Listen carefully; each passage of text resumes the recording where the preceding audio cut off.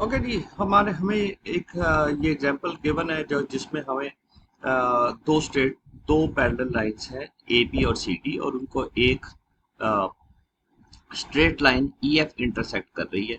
तो हमारे पास यहाँ पे 8 एंगल्स बन रहे थे, 1 2 3 4 ए बी के क्रॉस और 5 6 7 8 सी डी के क्रॉस। और हमें इनमें से सिर्फ एक एंगल 2 के बारे में बताया गया कि वो 70 डिग्री है। तो अब आप बाकी एंगल्स किस तरह से फाइंड आउट कर सकते हैं?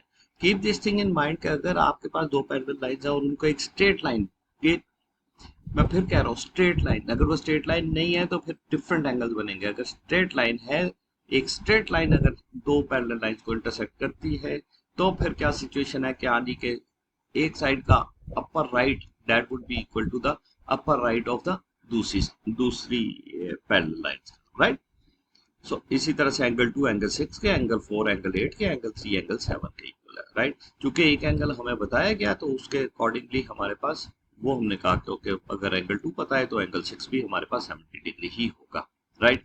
अब अगर हम स्ट्रेट अवे बात कर लें कि ओके कि दो ऑपोजिट एंगल्स, एक अगर हमारे पास दो स्ट्रेट लाइंस आपस में इंटरसेक्ट करें तो जो चार एंगल्स हमारे पास बनते हैं, जैसे हमने ये दो स्ट्रेट लाइंस इंटरसेक्ट की तो उनके ऑपोजिट एंगल, जैसे यहाँ पे 1 और 3 है, ए बी को सी डी के साथ इंटरसेक्ट किया गया तो हमारे पास बेसिकली ये ए बी है और ये हमारे पास ई एफ ने इंटरसेक्ट किया। तो हमारे पास बेसिकली चार एंगल्स बन रहे थे, 1 2 3 एंड 4। ये हमने यहाँ से डिराइव किया, राइट। सो अब सिचुएशन क्या बन रही है? अब सिचुएशन सिंपल था कि ओके 1 3 के इक्वल है, 2 4 के इक्वल है।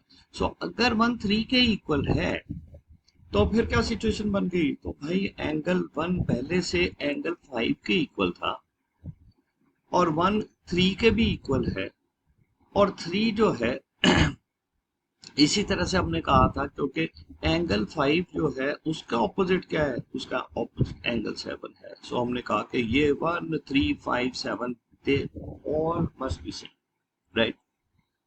अब हम दूसरे एंगल्स की बात कर लेते हैं। तो एंगल 2, सिमिलरली एंगल 2 6 4 8 ये भी सेम है, राइट।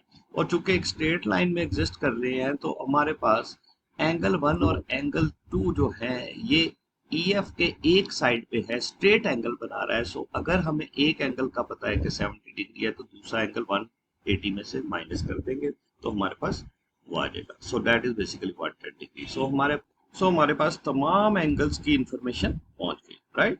और थैंक यू।